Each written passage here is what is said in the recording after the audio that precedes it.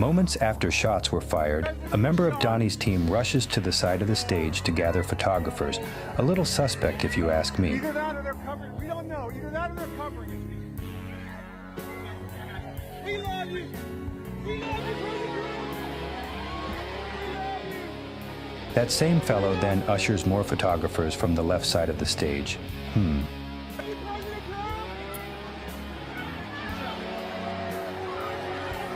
Then they lower the US flag into position. Weird, huh?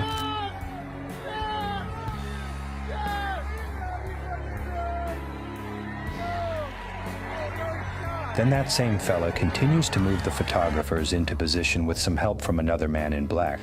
I suppose the world is a stage, my friends. Anywho, keep painting, keep stacking sats, and God bless.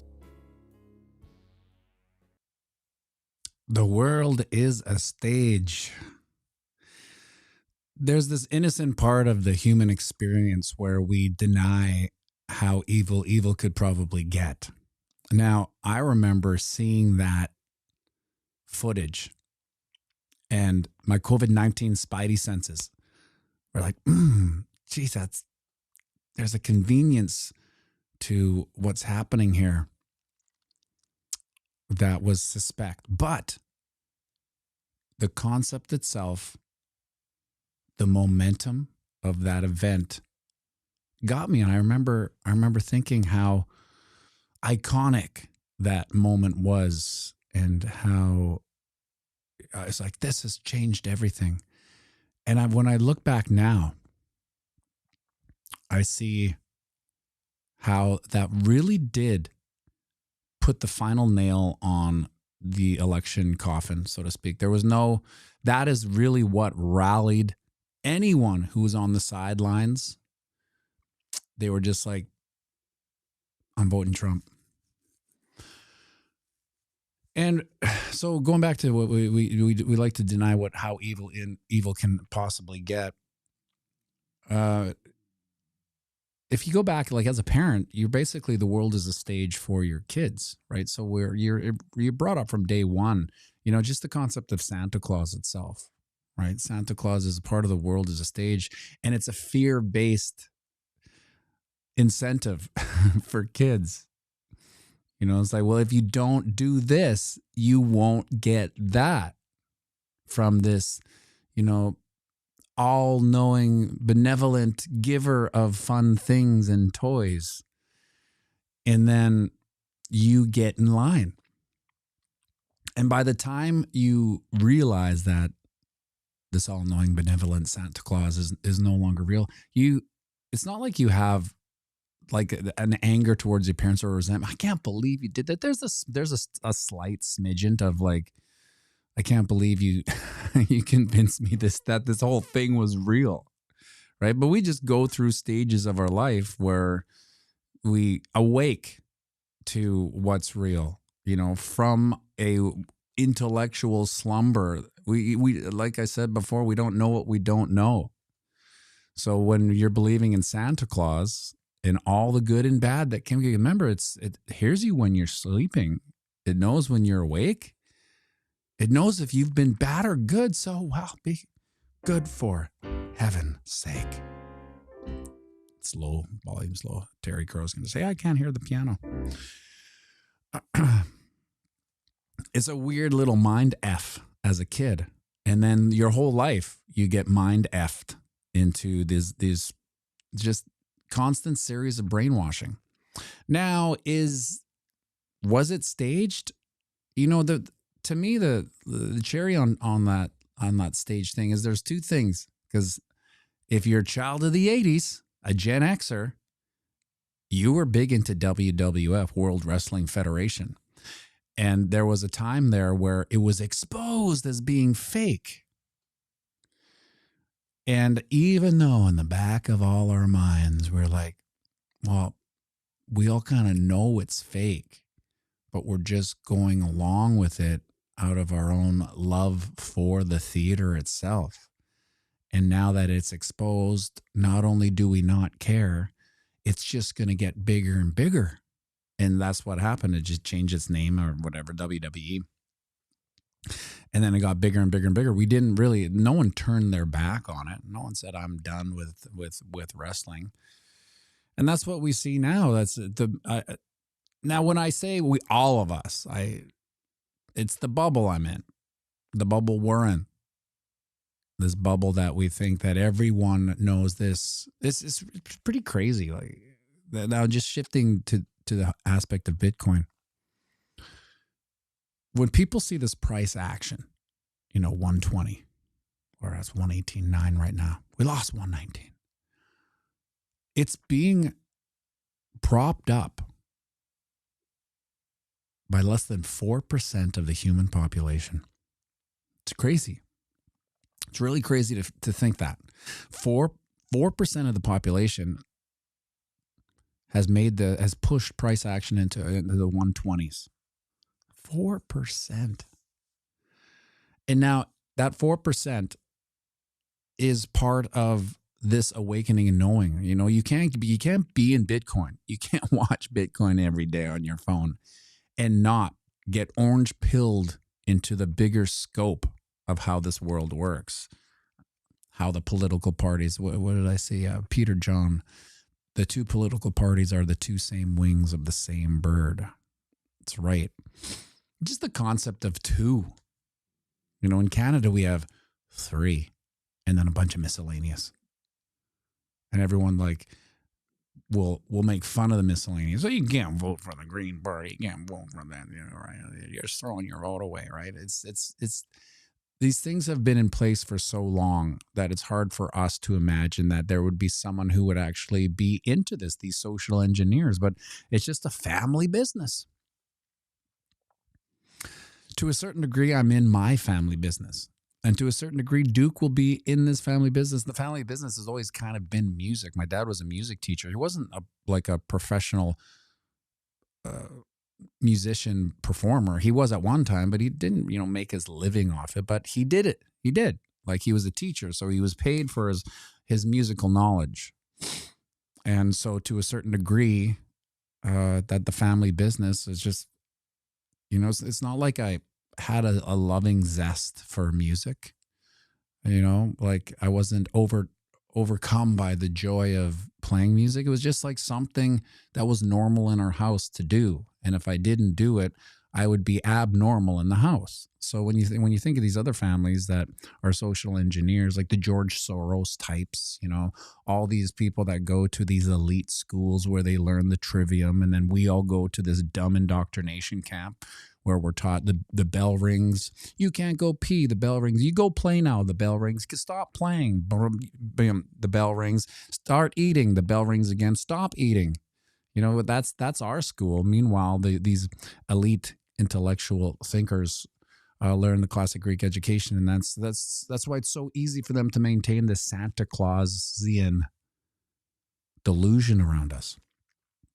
Because really think, if 4% of the population actually grasp Bitcoin's value proposition and use case moving into the future, arguably 96% of the population are just the people in the indoctrination camps that will never know Bitcoin until they have to. And by the time they have to, they won't even know what they're doing. So for instance, let's go down the road here a couple cycles and everything's priced in Satoshis. They won't look back, at these times, these 4%ers of the population that knew it was coming. And I guess that's how these things happen, because, this bull run has been interesting because I've always felt that we were on the wrong side of history, the right side of history, but on the wrong team. When we move into these new monetary paradigms, they don't want to take the plebs. So let's break down these 4%ers. I would say in the 4%, 3% of them are the normal, economic gumshoes like yourselves and myself, who is like, something's weird here. And then we go down the rabbit hole and we realize, holy shit, I can't believe this is happening in front of everyone's eyes and no one sees it but us. And then in that one last 1%, that is the 1%. Do you know what I mean? Like the elite money The small concentric circle of power and money, that is the 1%. So in there, that's where all that movement happens. This 3% is really like the retail, like us, the plebs, the normies. And then the 1% is the 1% that is really pumping this price into oblivion. Now, is 120 enough for people to get excited? No. I've been seeing a lot of posts on X of the same kind of narrative. It's 120 and I could care less. It's not giving enough. We're in the law of large numbers. Exponentiality needs to be exponentiality. We need to hit X's, 4X, 5X, 10X before us old school hodlers even get a heartbeat. Ba-bump, ba-bump, ba-bump. Right now it's like 120, ba-bump, 150, ba-bump, 170, ba-bump. 200, now we got an X. We got a, arguably we've had a 10X already, or a 1X, 10X. Yeah, it's a 15.5 for Christ's sake. 15,500 just an echo ago, 2 years, it's 15.5. Went up $100,000. No, we haven't 10X. That'd be 150. Yeah, I didn't take the creatine in the coffee. I was just thinking about this shiner here. I went to a play last night, and when I looked in the mirror, I'm like, this just looks like the most epic bag under my eye. Like it's totally contoured to where the bag is. So I'm wondering if people just are like, wow, Matty B doesn't get much sleep anymore. Anyway, that's the vanity. That's the ego talking there. So I had to ask, I go, does this look like a big bag under my eye or a shiner? And they all said it's a shiner. Like, okay, well, no one said anything about the shiner either. Anyway, we got off to a weird start here. Duth was supposed to phone in, but he's got 4 kids going to school. And he didn't. I mean, he might still, I don't know. If he does, I can see him if he phones in. Take a look at some of these Tshirts. 4-hour chart. As you can see, where is the goddamn? There it is. 4-hour chart. We are just still ranging into oblivion. Console ranging between the 38.2% fib and the 23.6% fib. How can I forget these things? Bingo, bango, bongo. We put our heads up there. Then we got rejected. Now we're in the middle of it, right in console range oblivion. Jen Friesen, should we be asking about shiners? Maybe it's discussed. Maybe it was discussed. Should we be well, yeah, I would prefer people ask about the shiner rather than assume that it's this epic bag under my eye. Because that's right, Army Piper. We talked about that yesterday. I'm bringing this into the Bitcoin vernacular, console arranging. Everyone can use it because that's what we're doing. We're consolidating and we're ranging. That's all arranging. Maybe it's already been there and I'm just kind of like stealing from the intellectual iCloud that everyone kind of adheres to. Army Piper, yo, how'd you get that black eye? It's almost like I was bagging the question. I was playing squash on Tuesday. It's been Army Piper. He's using it on his show title today. Perfect. Any of the mods in there, can you share Army Piper's link there? Army, when do you go? Do you go at 9 or 10 or 7? Or I don't know. Last time I checked, you were in Texas or something. I don't know. Maybe fill us in where people can find you there, Army Piper. I was playing squash Tuesday night. I don't usually play at night because I like to go to bed early. 10 a.m. Eastern. So 9, yeah. So 45 minutes. If one of the fantastic mods can maybe find that link to Army Piper's. Let's make here. I'll do this. Let's make Army Piper there it is. Make him a mod. Now you can add the channel if you want next time. Feel free. There's nothing wrong with it. I appreciate you coming here and sharing your channel anyway, because guess what? We all have the same mission here. We all have the same mission. Now, it's to save people from the incoming financial melee. It's right at our, it's, for me, it's been right at bay for like 15 years. Now, can it last another 20 years? Yeah. But eventually it'll come. And if you're not saving if you're not off zero, it doesn't matter. It doesn't matter how much, just get the hell off zero. You'll be safe. What were we talking about here? Oh yeah, my shiner. I was playing squash on a Tuesday night. I usually play in the morning, but in the summer, no one's there, and they're all the guys play at night. So I went there, and I was playing a guy, and he put his racket up and smack. But it could have been worse because it could have been in the eye, or could have broke the nose, or could have knocked out a tooth. And then, of course, we talked about this. Getting a tooth repaired in Canada is $510K. And then I'd be like, $510 for a tooth, $510 for Bitcoin. I'd take Bitcoin. I would sit here toothless before I put that type of money into a tooth. Holy Thumb, squash looks fun. Have you tried pickleball? No, I haven't. But my brother-in-law, John, he's been playing pickleball, and I'm going to play pickleball, but it's just at the squash club. It's Saturday morning on the doubles court, and it uses the wall, so it's not really official pickleball. But I would like to play. It looks fun, and you gotta start practicing for your retirement. When you can't really move as fast in the squash court, it's like you retire into pickleball, so to speak. Yeah, and then here's where the shiner is, but. We'll end of that. Thanks for asking. Now we got that off. We've got that off our chest. So let's keep moving on here on this 4-hour chart. Console arranging. This is a perfect example of a boring week of console arranging, because our wicks hit the 23.6, and then we come consolidate back down at support. Resistance, support, resistance, support. Now, one might argue, what does investing look like? Jen Friesen, no one suspects Kyle now. Well, someone asked me, actually, to tell you the truth, if someone hit me. The truth is, someone did, but I think they were thinking like punching. Anyway, like we talked about yesterday, there's 12 days of the year that the price moves. And then the 344 days that are left are just console arranging into oblivion, boring people out. That's why it's so important to keep your time horizon.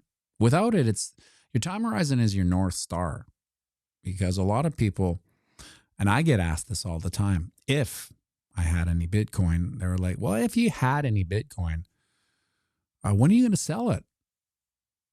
And the question, my answer is always, well, if I had any Bitcoin, I would never sell it. Sell it into what? They don't really understand it till I put it into perspective. So would you sell your Canadian currency into the Turkish dinar, or whatever the hell it's called, or, the Indian ruble, or whatever the hell the currencies are called? No, you wouldn't, because it has less value. So you'd be selling into something that was worth less than your worthless fiat. Listen, all fiat is worthless.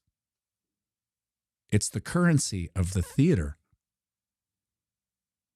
Imagine that. They provide you theater, political theater, geopolitical theater. They print the money. You have to work for that money, and then you pay them with the money they printed. It's such a sick thing. You can go on forever on how actually sick and perverted the money system is. Now, the weird part is, just like the 4%, there's 96% of the population that doesn't even know that there is an abstraction called fiat currency. Most people have never thought about it. That's what really messes with my mind. Makes me feel like I am a true outsider. Now, I am a true outsider. I've always been. I don't care. I feel comfortable on the outside. I'm a carny in the circus of life. But to think of how many people, the 96%, have no idea that there is an abstraction called fiat currency. There is a man-made abstraction. Certain population of of human beings print money for the vast majority of the population. And this is what our modern monetary paradigm consists of. Most people don't even question it. And why would they? Usually they don't even have enough of it, right? So they're chasing those dollar bills, right? They don't know about the abstraction behind it, the psyop. It's the second greatest psyop. I would have to say, income tax is the first greatest psyop. And then it's hard to delineate between the two. They're both part of the same winged bird, one might say, fiat currency and income tax. And most people don't even question it. In fact, we're so far removed from the induction of income tax, 1913 for US, that the generations that didn't want it have died. And what's left is generations that have been indoctrinated thinking that it's your civic duty, so to speak. Not knowing the difference between a direct unapportioned tax and an indirect apportioned tax. What are you talking about? Well, I can't get into it on this stream. Like I said, I'm digging my digital grave the more I talk on this. But that's the whole thing. That's part of the Santa Clausian ignorance that we live under. This big, massive blanket of fear. Well, if you don't do your civic duty, you don't want to go to jail, do you? No one wants to go to jail. Army Piper. Dimminimous tax on Bitcoin coming soon. Fingers crossed. Now, just like anything, call me a skeptic, call me a pessimist, but I just don't trust anything they do. That's why I Bitcoin. The de minimis tax. What are some negative aspects of de minimis tax? Well, it is a Hansel and Gretel breadcrumb into who holds Bitcoin. Why don't we allow, seeing as though this is a decentralized, anonymous, peer-to-peer, outside the system currency that arguably is hard to figure out who owns what. I mean, it's not really. It's right there on the blockchain. But how about we give them a little bit of action? They can start spending $600, and then we can track wallets. Then we'll know who actually has Bitcoin. Hey. Call me a pessimist. Call me a poo-poo artist, Jen. I don't know why I said Jen. But I always look for the evil in the theater, right? And so even with this, all the genius acts, they're wrapped in this Trojan horse of sovereignty and freedom. It's going to allow us to do this and allow you to do that. And we're banning CBDCs. Every time, it's just, every time I hear something that says this, my COVID-19 brain just flips it. It's just, I live my whole life doing exactly the opposite of what the government says. Spend your money here? No. Eat this? No. Everything I do is the exact opposite of what the government says. So when the government says it's going to do this for us, I think it's the exact opposite. So when they say this, we have banned CBDCs, I don't believe it. If anything, they probably just repackaged it into this Genius Act. We don't know it yet. But there's a little provision because this is all theater. This is all to keep all the plebs and normies just enough air to be alive, so we don't completely revolt. And so only time will tell. Like, you know, as much as a pessimist and a poo-poo artist I hope for the best. But nothing gets me more excited than, you know, the actual freedom and sovereignty that Bitcoin technology gives me if I had Bitcoin. Now, anything the government does, anything the government, it's funny because I've taught this Duke. I taught Duke this. I'll be like, Duke, everything the government has is what? He's like, stolen. Everything the government says is what? Lies. And he just knows it. And so that's why I'm trying to take advantage of his hard drive, right? Because he just memorizes anything. He knows the Fibonacci's now. Doesn't know what they are, but at least he knows the numbers, right? Now, will he remember it in the future? Yeah, because you know, I'm not going to stop, right? So I'll keep on with these stupid. These are the things that he's going to tell his friends. You know, I'm like, Dad. Yeah, well, when your dad was taking you bowling, my dad was making me memorize the Fibonacci ratios.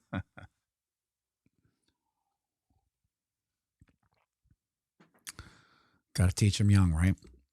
Daily chart. We are respecting this line of ascension, this channel of ascension, bumping our heads against it. We've been up, we've been down, but we're basically respecting it. And this is, you know, how far does this channel of ascension go back?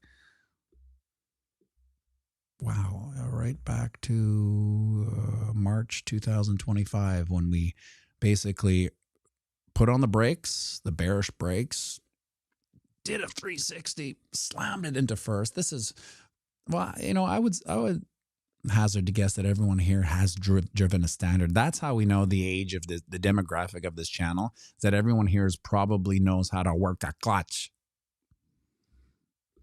Think about that. Vast majority of the population, clutch. What do you mean clutch? Well, you put the clutch in and then it allowed you to shift gears. Who was shifting gears? Well, you were. With what hand? You're steering. It's like, oh no. You took one hand off the steering wheel and you put the clutch in, and then it was in what they call neutral. Then you shifted gears. And then, you know, well, didn't you have to, I thought you're supposed to keep your hands at 10 and 2. You are. But when you shift gears, you're now driving with one hand. Anyway, that's how far back, March 2025. Not that far, actually, but this is the respect that these arbitrary doodles provide for us. Car meds, we call it a standard, not a manual, because it was the standard option. That's right. I did call it I never called it a manual transmission. I always called it a standard. And I would always say that it has more pickup than an automatic. Now I would argue automatics have more pickup than standards. However, you know, most cars can be turned into standards now. This is a tangent that is very boring probably, but you can do it on your steering wheel now if you really want to shift gears, but that's not fun. Like, I would never get a standard. It's like, now if you want a real powerhouse, this comes in it's a standard manual transmission. I'm like, well, where's the stick shift? Hey, there's no stick shift. It's on the steering wheel. I'm out. BC Alpha, I have a 6-speed Camaro. Unbelievable.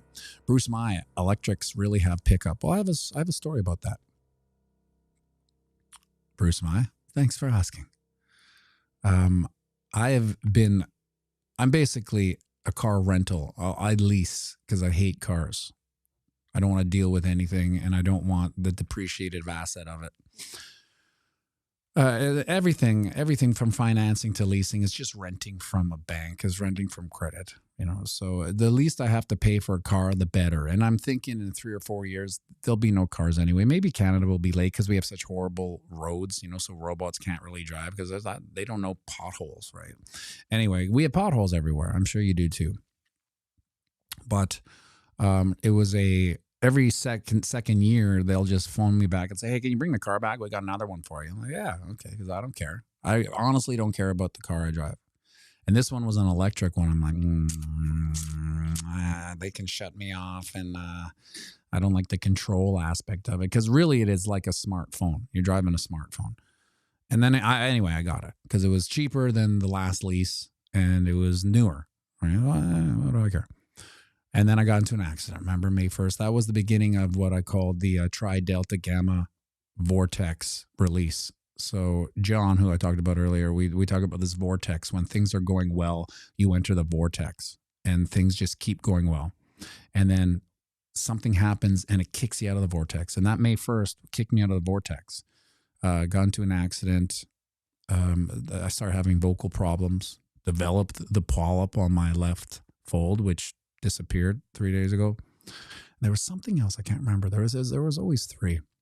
Oh yeah, can't talk about it though, because it's one of those digital grave things. Anyway, got into an accident. It was a kid who was trying to, go for it. He failed, but he was 16. So his parents put in this thing that it wasn't his fault, because he didn't want the kid to.